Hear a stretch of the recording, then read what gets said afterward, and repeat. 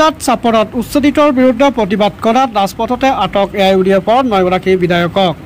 বিলাসীপাৰাৰ সমজিলা চিৰাকুটা ঈদগাহ ময়দানৰ চিৰাকুটা চৰুৱাবাক্ৰা জংগল ব্লক আৰু সন্তোষপুৰ আদি অঞ্চলৰ উচ্ছেদিত মানুহসকলক পুনৰ সংস্থাপন আৰু উপযুক্ত ক্ষতিপূৰণৰ দাবীত প্ৰতিবাদী জনসভা অনুষ্ঠিত হয়।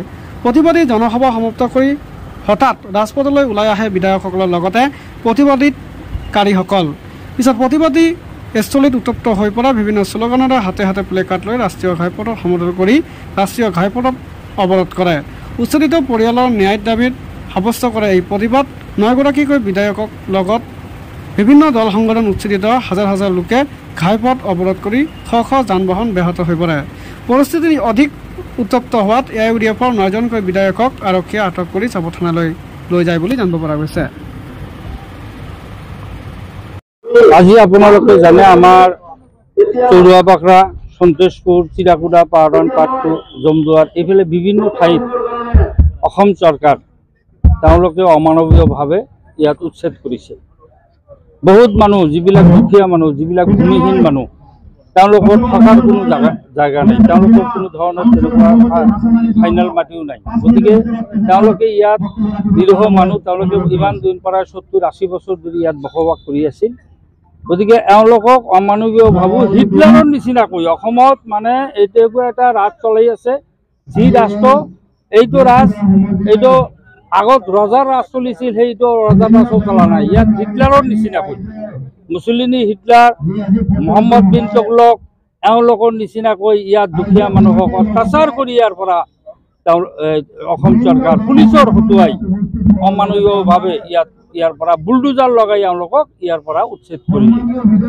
আৰু মই এটা কথা ক'ব বিচাৰোঁ যে অসমত বহুত জায়গা আছে, বহুত ঠাই আছে, তেনেকুৱা খাস মাটি আছে, পতিত মাটি আছে।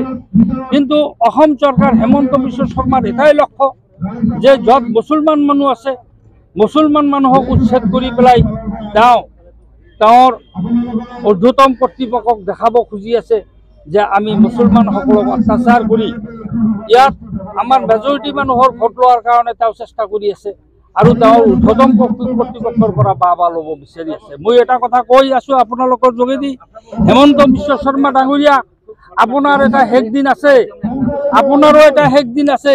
পৃথিৱীত কোনো স্থায়ী পদত নাথাকে। আমাৰ ইয়াত বহুত মুখ্যমন্ত্ৰী গৈছে, কিন্তু তেওঁলোকৰ শেষ দিন আছিল। গতিকে আপোনাৰো এটা শেষ দিন আছে। আপুনি সেইটো কথা চিন্তা কৰিব লাগিছিল। ইয়াত মানৱ ধৰ্ম পালন কৰিব লাগিছিল, ইয়াত ৰাজ ধৰ্ম পালন কৰিব লাগিছিল।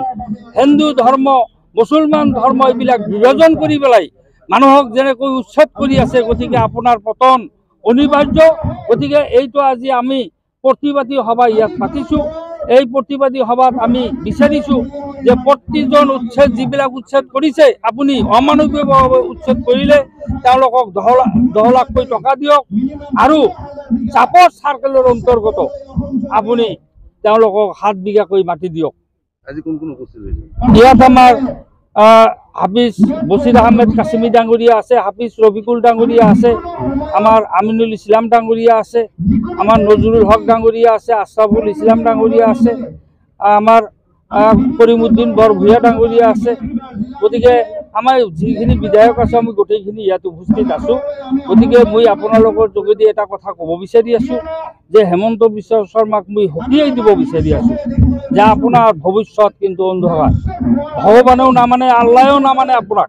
গতিকে এতিয়াও আপুনি শুধৰাই লওক।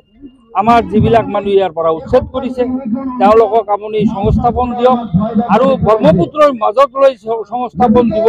আকৌ তাৰ পৰা উচ্ছেদ হ'ব, আকৌ তেওঁলোকক বাংলাদেশী সজাব, ডিপৰ্টাৰ সজাব, আকৌ পুটবেক কৰিব।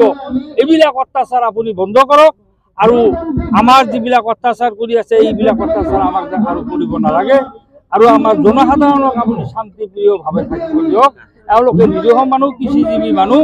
গতিকে এওঁলোকে অসমৰ সম্পদ কিছু নকৰিলে অসম নচলে। গতিকে এই সম্পদবিলাকক আপুনি অনথাই এনেকৈ অত্যাচাৰ কৰি আপুনি যাতে এই সৰু সৰু কণ ল'ৰা ছোৱালীবিলাকক আপুনি ধ্বংসৰ ৰাস্তাত নেপেলাব।